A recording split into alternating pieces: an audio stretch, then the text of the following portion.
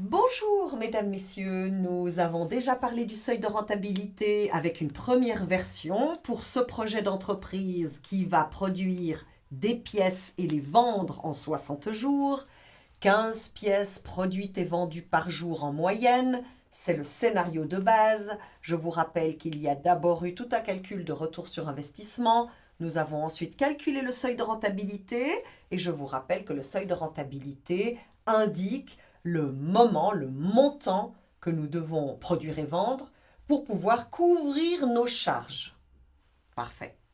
Ce premier calcul de seuil de rentabilité vous a bien démontré qu'un seuil de rentabilité se calcule en prenant la valeur de production de laquelle on déduit les charges variables pour obtenir la marge sur charge variable. Nous allons ensuite calculer le taux de marge brute qui est cette marge sur charge variable divisée par la valeur de production. Et nous allons ensuite calculer le seuil de rentabilité en prenant les coûts fixes que nous divisons par ce taux de marge brute. C'est ainsi que tout à l'heure, nous avions trouvé un seuil de rentabilité de 75 000 francs pour ce projet de 15 pièces par jour durant 60 jours qui présentait des charges variables de composants, et nous avons les charges variables en orange, je vais les mettre ainsi, et qui présentait tout à l'heure des charges fixes de salaire et de locaux de 60 000 francs et de 5 000 francs. Mais j'avais envie de vous présenter une variante un peu différente, car nous pourrions tout à fait intégrer une partie des salaires dans les charges variables, car ces salaires sont intimement liés à la production. Donc, nous pourrions avoir une partie des salaires qui, par exemple, de 40 000 francs seraient des charges variables sur 60 000.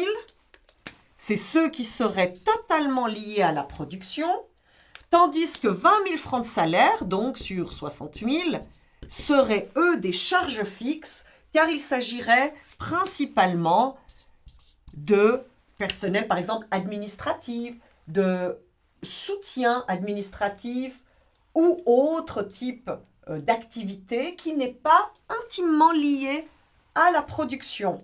Ainsi, nos salaires seraient répartis en deux catégories. Charge variable, la plus grosse partie en fait de notre projet, puisque ces personnes produisent les fameuses pièces que nous devons vendre pour obtenir notre retour sur investissement et seuil de rentabilité, et les autres salaires moins importants dans ce projet qui sont des charges de soutien de différentes activités. Ainsi, nos coûts totaux n'ont pas changé. C'est bien 30 000 francs de composants. Je vous rappelle que les composants, c'est chaque élément que nous introduisons dans les pièces lorsque nous les produisons. Donc, ces composants sont bien des charges variables parce que si vous ne produisez pas, vous n'utilisez pas de composants.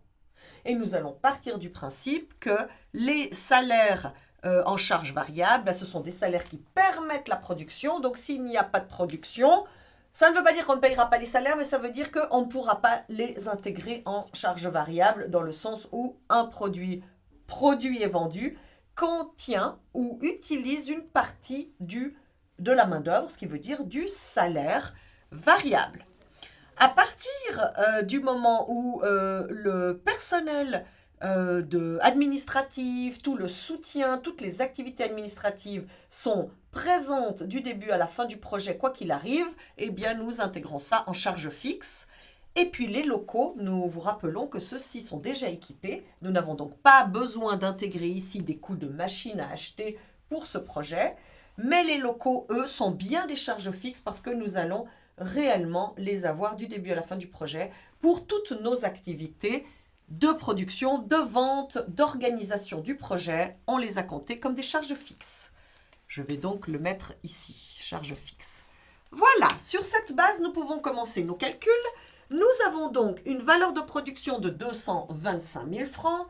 Cette valeur de production contient des charges variables que nous pouvons intégrer ici de l'ordre de 40 000 plus 30 000, 70 000 francs de charges variables.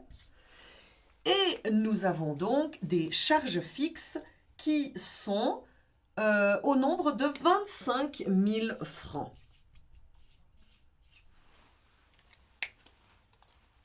La marge sur charge variable, dans le cas de ce projet, est, je vous le rappelle, la valeur de production moins la charge variable.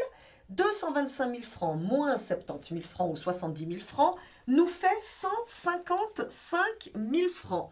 Donc, notre marge sur charge variable est de 155 000 francs.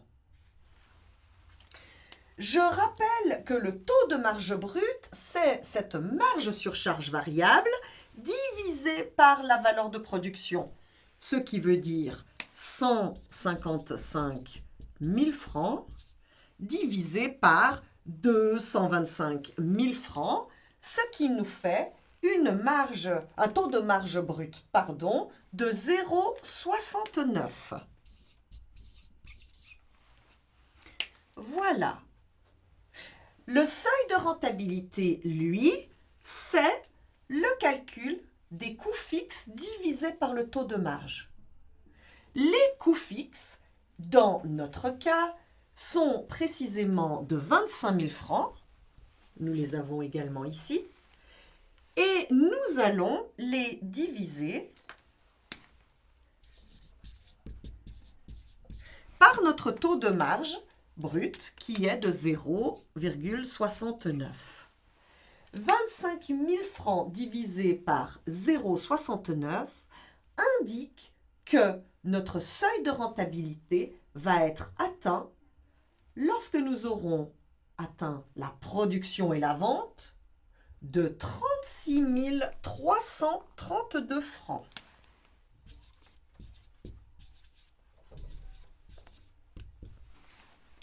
Voilà. À partir du moment où les 36 332 francs sont atteints, nous avons un retour sur investissement nul, ce qui veut dire que nous avons atteint le seuil de rentabilité à ce montant-là. Et à partir de ce montant-là, nous allons obtenir du bénéfice. Je vous invite maintenant à me rejoindre sur notre graphique. Vous remarquerez qu'il a quelque peu changé. L'axe financier n'a pas changé. Nous avons toujours des revenus totaux de 225 000 francs à 60 jours. Cela n'a pas changé. Le projet dure toujours 60 jours et a un total de 900 pièces attendues à l'issue des 60 jours. Ce qui a changé, c'est les coûts fixes qui étaient autrefois de 65 000 francs, maintenant sont de 25 000 francs car j'ai divisé les salaires en deux parties, une partie fixe, une partie variable. La partie fixe étant de 20 000 francs, mes coûts fixes ont bien diminué. Avant, ils étaient de 60 000 francs les salaires, donc nous avons diminué de 40 000 francs nos coûts fixes. Et nous avons intégré dans nos coûts variables les fameux salaires de la production. Donc nous avons augmenté nos coûts variables de 40 000 francs, si bien que nos coûts variables atteignent maintenant 70 000 francs. Nous avons donc des coûts totaux qui sont toujours de 95 000 francs. Et nous avons notre seuil de rentabilité qui vient s'afficher ici, c'est-à-dire à une dizaine de jours environ, un petit peu moins, 9 jours et quelques, pour la somme de 36 332 francs. À partir du moment où ces 36 332 francs sont atteints, nous commençons à générer du bénéfice. Je vous remercie pour votre attention et me réjouis de vous retrouver pour d'autres activités. Nous allons sortir un petit peu de la finance, nous allons entrer dans des activités projets diverses. Regardez les prochaines vidéos.